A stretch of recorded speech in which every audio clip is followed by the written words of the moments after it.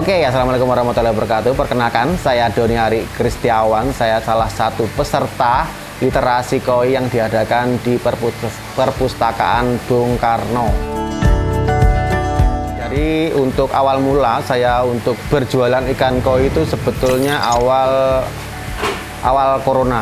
Pekerjaan utama saya itu kurang mendukung untuk di situasi corona tersebut. Di akhir tahun itu saya mulai merintis jualan ikan koi dari nol. Itu saya dulu awal-awalnya itu ikut temen untuk jualan, cuma ambil videonya aja.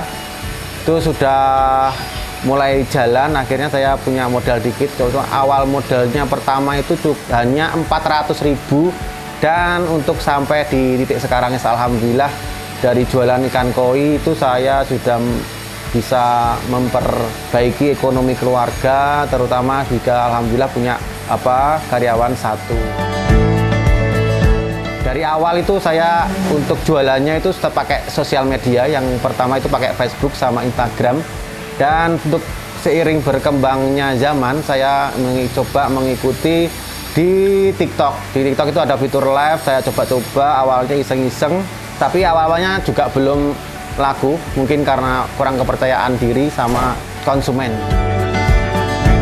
Di Perpustakaan Bung Karno itu ada iklan di IG-nya, itu ada pelatihan atau literasi koi yang diadakan tahun 2024. Kalau nggak salah bulan 6 itu saya coba masuk, tapi saya belum bisa, akhirnya saya dimasukkan sama adiknya untuk ikut literasi koi.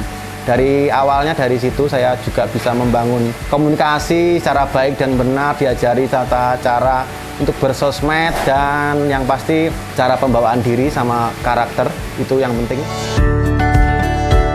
Untuk dampaknya dari literasi koi yang ada berada di Perpustakaan Bung Karno itu dampaknya sangat signifikan. Dari yang awalnya cuma 1-2 ekor, sekarang bisa setiap hari. Setiap hari itu saya bisa kirim sampai 10 ekor. Alhamdulillah kadang-kadang ya 30 ekor cuma eceran. Tapi alhamdulillah kalau langsung ke penghobi itu harganya lebih meningkat sedikit, dan yang pasti lebih untungnya lebih banyak.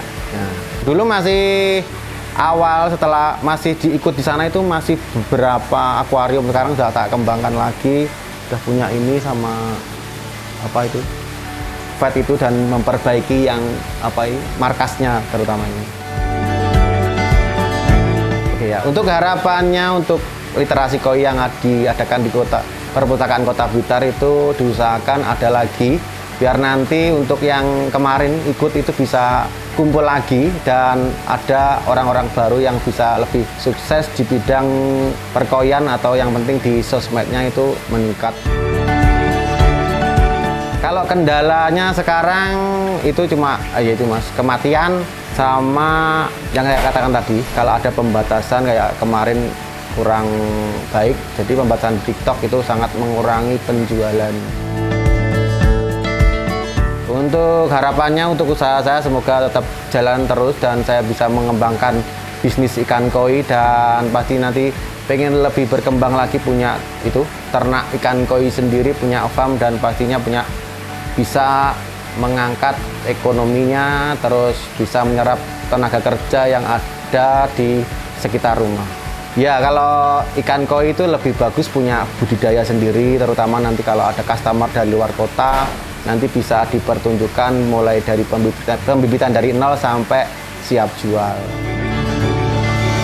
Terima kasih untuk ilmunya, dan sampai sekarang masih bisa saya terapkan, dan teman-temannya juga banyak dari literasi koi itu masih ada beberapa 1, 2, 3 orang yang masih komunikasi, dan tetap semangat teman-teman. Terima kasih dan semangat terus cari cuan. Transformasi perpustakaan berbasis inklusi sosial telah bermanfaat kepada lebih dari 5.800 orang, dan jumlah peserta yang berhasil sebanyak 671 orang telah menerapkan hasil pelatihan tersebut, sehingga mampu memberikan kesejahteraan bagi dirinya, keluarga, serta orang-orang di sekitarnya. Melalui program ini, kita melihat bagaimana perpustakaan bukan hanya sebagai tempat membaca, tetapi juga sebagai ruang belajar, berkreasi, dan menginspirasi. Semoga kisah yang kita bagikan menjadi inspirasi untuk terus membaca, berkarya, dan berdaya. Perpustakaan hadir demi martabat bangsa, menjadi ruang bersama untuk melahirkan generasi yang cerdas, berkarakter, dan penuh harapan.